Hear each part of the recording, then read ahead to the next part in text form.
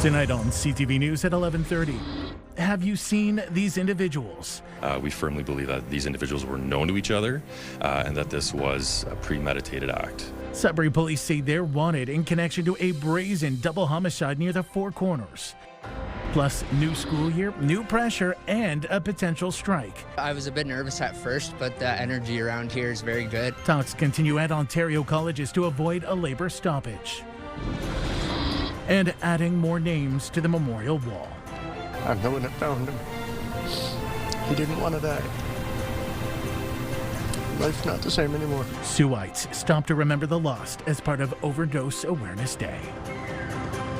CTV News at 11:30 with Ian Campbell and Rick Wyman with weather. Good evening. Thanks for staying up with us. We begin in Sudbury, where police are releasing more information about a double homicide that happened over the long weekend in the city's south end. CTV's Elena Everson starts us off tonight.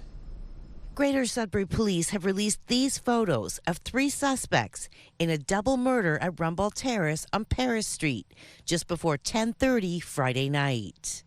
Police responded after getting a call about gunfire inside the 11-story building. Any case such as this, where there's acts of violence involving multiple firearms, in this case where a loss of life has taken place for 2 individuals, we ask for the public to support the investigation. If they have any information at all, they have many avenues that they can report that information. Police confirm a 29-year-old man from Southern Ontario and a 41-year-old woman from Sudbury were fatally shot.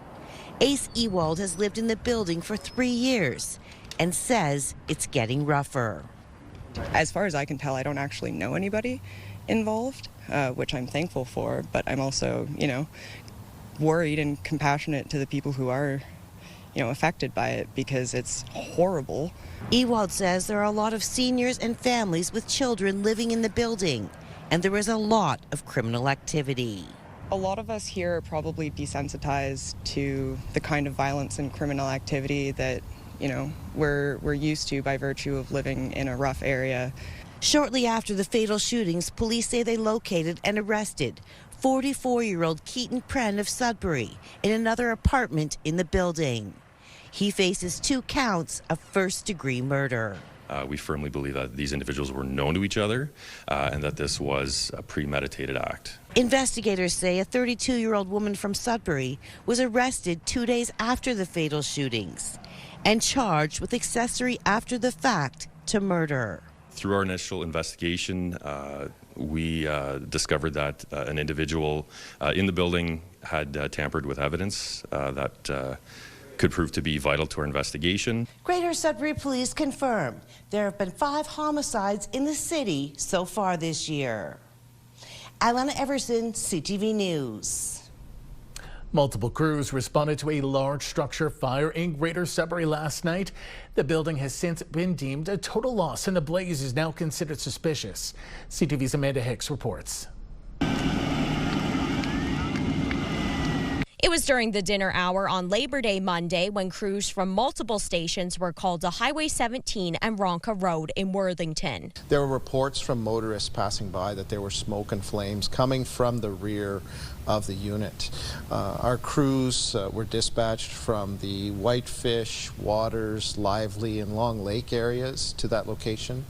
When they arrived, they found the garage at the back of the residence to be fully involved with fire. The occupants of the multi-residential building had gotten out safely and no injuries were reported. Because of a lack of fire hydrants and limited access to municipal water, tankers had to be brought in to battle the blaze. We brought in a total of 5 water tankers from our service that eventually ended up using the creek across the street down Worthington Road to pump water into the tankers and transport it to the scene. We were there from 6 p.m. till after midnight this morning. The damage is pegged at roughly $500,000 and 1 person is displaced. The building, now deemed a total loss, was once home to 3 apartments and was the former Beaver Lake General Store. And in order to access what was left burning that was difficult to access, again, lots of different renovations extensions and additions and add-ons and roof structures. So in order to get access to that, to get that fire out, we had to bring some of that down, which meant we had to take down what was left of the building and then make sure everything was extinguished. So the building is a complete loss. The fire is being treated as suspicious and has been turned over to Sudbury Police. Sudbury Police are working in collaboration with the Ontario Fire Marshal's Office to determine where and how the fire started. But at this point, that information has not yet been determined. Amanda Hicks, CTV News, Worthington. Parry Sound Muskoka MPPs are joining the chorus of voices condemning reckless firearm use. That as a video showing a group of men firing shotguns and rifles into the forest in Muskoka is being investigated by OPP. CTV's Luke Simard reports.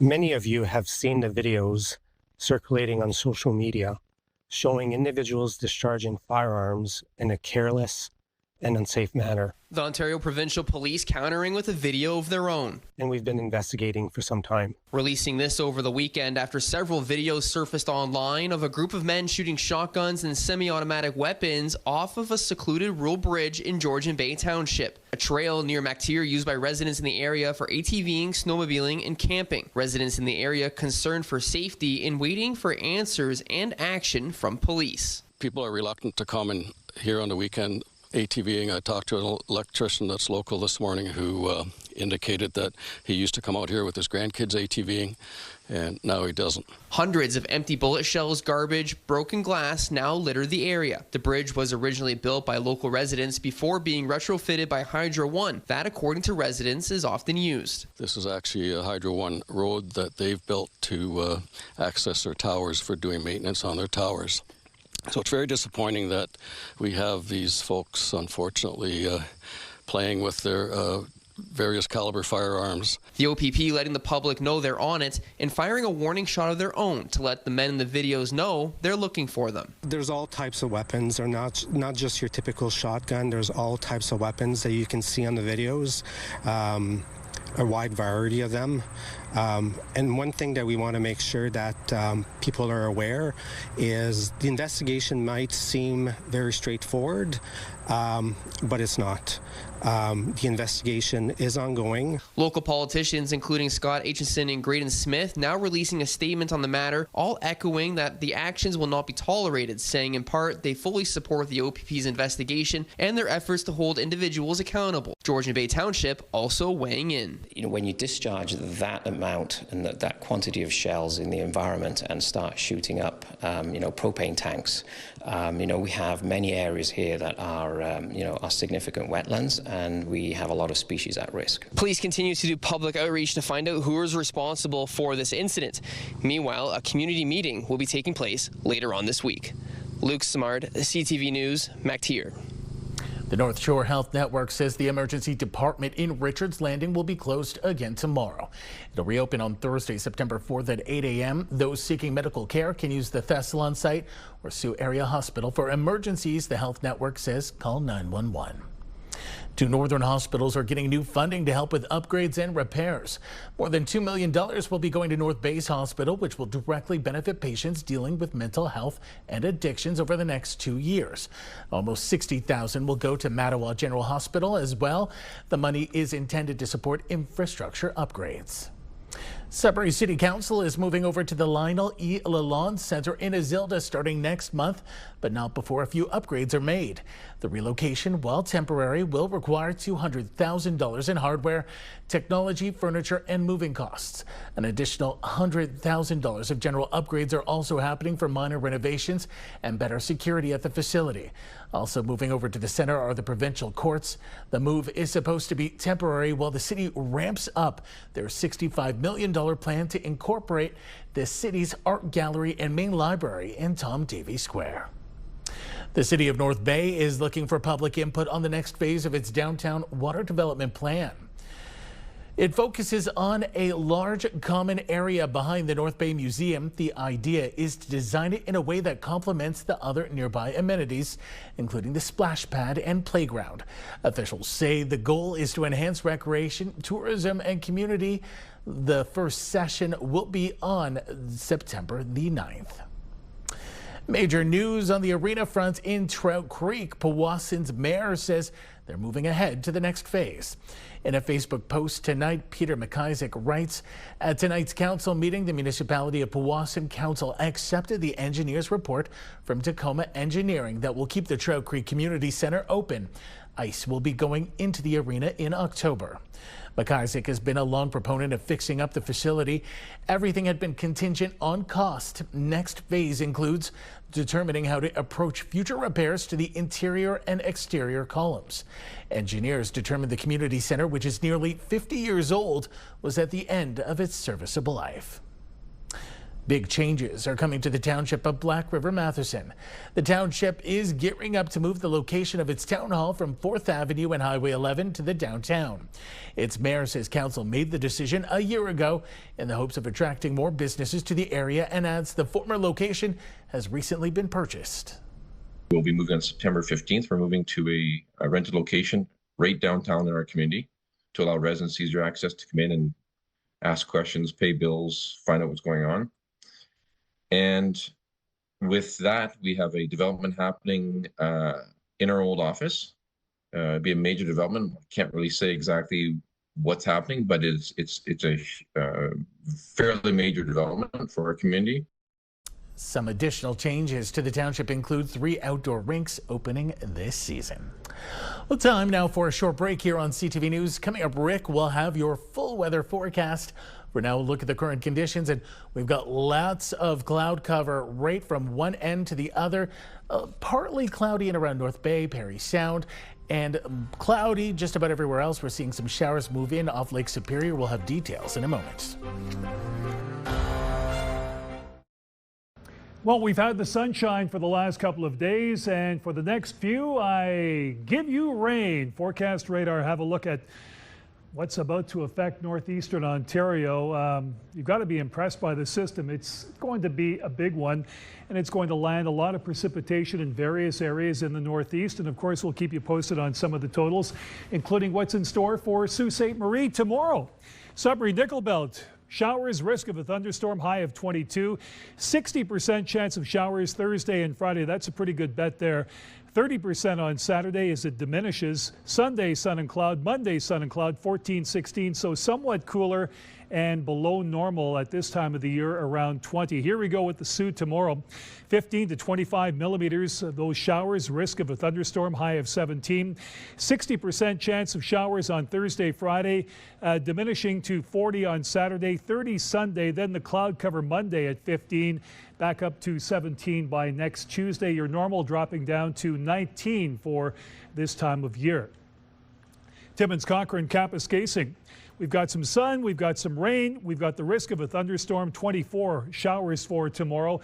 Thursday, Friday again. What's up with the 60% for a couple of days?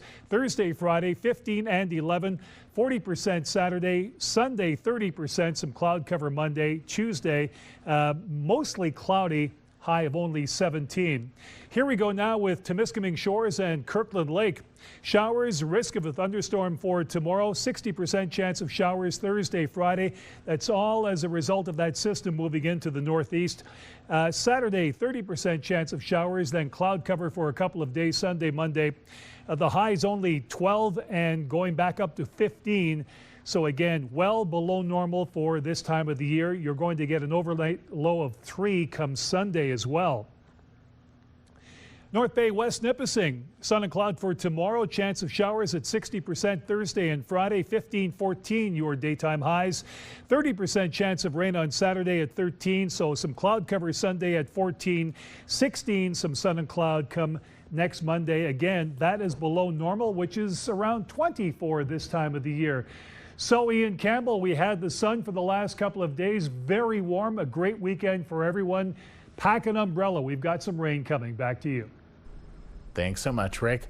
Well, Ontario Premier Doug Ford had some choice words during a dramatic protest against the parent company of Crown Royal. He blasted the company for closing a plant in the province while pouring out a bottle of whiskey in front of the cameras. I get it. I get that companies move back and forth. But what I don't get, when you're someone's largest customer in North America, you're going after the largest customer. You know something? I always say smart people aren't too smart, and you guys are about as dumb as a bag of hammers for doing this. So, you know something? I found a bottle, and I don't even drink, of Crown Oil, right? I see that Crown Oil. I saw it at home. So this is what I think about Crown Oil. That's what they could do. And I think everyone else should do the same thing. Start supporting companies that make whiskey here by Ontario people. That's what we need to do, is support each other. Crown Royal recently announced it's shutting its plant in Amherstburg and shifting bottling operations to the United States. The protest followed a news conference where Ford announced the provincial government is investing nearly $13 million to protect workers in Waterloo. The funding will train more than 50,000 people for in-demand jobs in the face of U.S. tariffs. That government also taking another step to break down barriers for residents from other provinces to work in Ontario. Architects, engineers, I mean, just think you graduate from Memorial University or in Alberta, you're out working in the oil sands and you want to come and work in Sarnia in our sector and you're held up for months navigating regulatory processes, and we want to make sure that it's much easier as we're building a stronger Canada, that these workers can flow freely. Starting next year, certified professionals will be able to start working in Ontario within just 10 days once their credentials are confirmed. The new rules will apply across professions covered by more than 50 regulatory authorities and 300 certifications. Across the province, secondary students are back in class except for those in Parry Sound. They gathered together in front of what would have been their high school demanding answers. CTV's Madison Merrier spoke to students. On a day where students should be heading to school, Parry Sound Panthers gathered outside of their high school as a demonstration of their frustration. It's pretty much it's supposed to be my first day of grade 12, but I'm out here protesting my rights that I should be in a school and not online today. Like, I'm in grade 11, and grade 11 and 12 are like the most important years for high school. And so like other students all across the country and province will be able to get all that like experience and like classes that they needed to go into university or college. It's been a bunch of flip-flopping, and there's been zero communication because they waited till the last week before school to release any information. Most students across the province are starting secondary school today. However, Parry Sound High School has allocated today for students to pick up laptops to begin remote learning tomorrow. Some grade 12 students are looking to their future of post-secondary, and they say being online is stripping them of more than just in-person learning. Everyone around you still gets to go to school, they still get to participate in sports and like extracurriculars and everything, so you're the only people missing out on like especially the importance of grade 12 and just being together with everyone. You're missing out on that aspect, and it's very isolating. I think it will affect it too, knowing that like we're one of the only schools that are online right now. We probably got the end of the rope here, knowing that we got the half demolished school all online. It's going to be hard. Also in attendance today was the mayor of Parry Sound, showing support for the students with no school. I've asked for a resolution to gather the mayors from the area and the chiefs and to have a meeting and figure out how we're going to move this forward in a common voice that gets best results. Students and parents continue to voice their frustrations with the Near North District School Board. In a statement from the Minister of Education, Paul Calandra, he shared that a review is being done immediately and the report will be completed within 30 days. Madison Merrier, CTV News, Parry Sound. At Ontario colleges, many students are dealing with new classes, professors, and also a potential strike from thousands of support staff. CTV's Eric Tashner has more from Canadore College.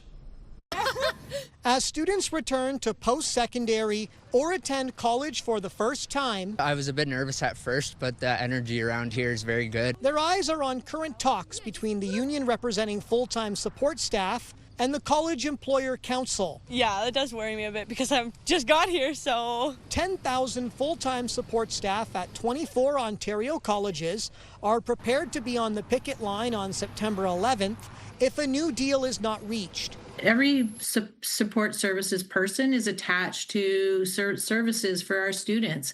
And when we're walked out the door, they don't have the services we need. The union says it has yet to see movement from Ontario colleges that would address its members' top priority. We need to see some job security language that we're fighting for. They have some demands that are simply unacceptable. The College Employer Council says it's already offered employment stability and $145 million in new benefits and wage increases. They couch them in what they call job security, but it includes a demand that there be no campus mergers, campus closures. They have a demand that there be absolutely no reduction or layoffs of their staff, and that's just something that the colleges can't agree to. The union says years of deliberate government underfunding has led to what it calls one of the largest layoffs in provincial history, with more than 10,000 jobs cut across the college system and more than 650 programs either canceled or suspended. Usually it ends pretty quick, even if we do have strikes. For students on campus, they're hoping for a quick resolution and for talks to lead to a deal. I hope that they can reach a deal and everyone can be happy. Eric Tashner, CTV News, North Bay. And in a statement to CTV News, a spokesperson for the province said that while the ministry is not a party in labor negotiations, it's monitoring the situation and remains hopeful that all parties reach a fair deal that puts students first. Still ahead tonight on CTV News. Busy times at Sudbury's Indie Cinema. We'll head there after the break.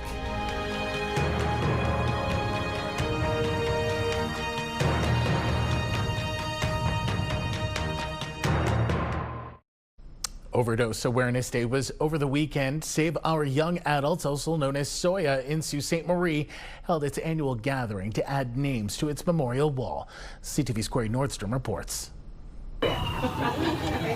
It's an event that every attendee wishes they had no connection to. Overdose Awareness Day. The annual gathering in the Sioux, held by local support group and community hub SOYA, sees dozens come together to remember loved ones. The Breathitt family are among those mourning after losing their son and brother Justice in 2023. It's hard. I watched him take his first breath. I've known it found him. He didn't want to die. Life's not the same anymore. The family says seeing the names of loved ones on the memorial wall and looking at their pictures brings solace, as does being around others who have gone through a similar experience. So many people have passed away from overdoses, so it's sad, but it's also comforting knowing that there's other families that have gone through exactly what we've gone through and people that are still going through it. What we've gone through. Harm reduction officials say education is key to the event. Local agencies gather at the nearby pavilion to inform residents on how they can help in times of trouble. One Canada-wide agency serves as an online safe consumption site. We have people calling in to use drugs while on the phone. We sit on a phone call for 40 minutes. The first 20 minutes, you are able to use the drugs while on the phone, and then the other 20, we sit there and we make sure that if something happens, then we're able to call for help. The education is so important. Like, like harm reduction, drug tests, like, it's just, the education is what's gonna save us, and the actual agencies, we're all joining forces. Like, we're all on the same page. Like, let's save lives and let's talk about it. Rainer Elliott notes that since the beginning of last year, the Algoma district has led or been near the top of the opioid death rate in Ontario. While those numbers have declined recently, the SOYA founder says there is still a lot of work left to do to further decrease that ranking. Corey Nordstrom, CTV News, Sault Ste. Marie. It's going to be a busy month for Sudbury's Indie Cinema. The Indie will showcase 74 feature films, and it will host regional film festival Studio Ghibli North. Now in its third year, Studio Ghibli North showcases Japanese anime films. Last month, the cinema was unexpectedly shuttered due to a technical failure of the projector. 14 days in total that we were completely closed. So it messed up a series of screenings. Of course, we had no revenue during this period.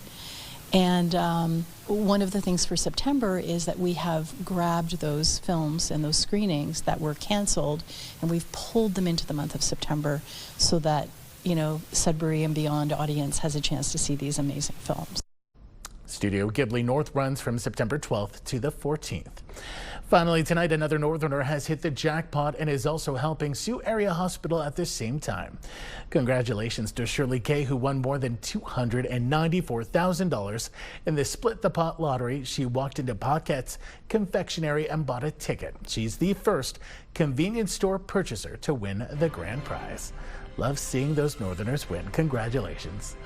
That takes us to the end of our newscast this Tuesday night. For the latest news anytime, remember you can head to our website, ctvnewsnorthernontario.ca. You can also download our CTV News app. Thanks for watching. Good night.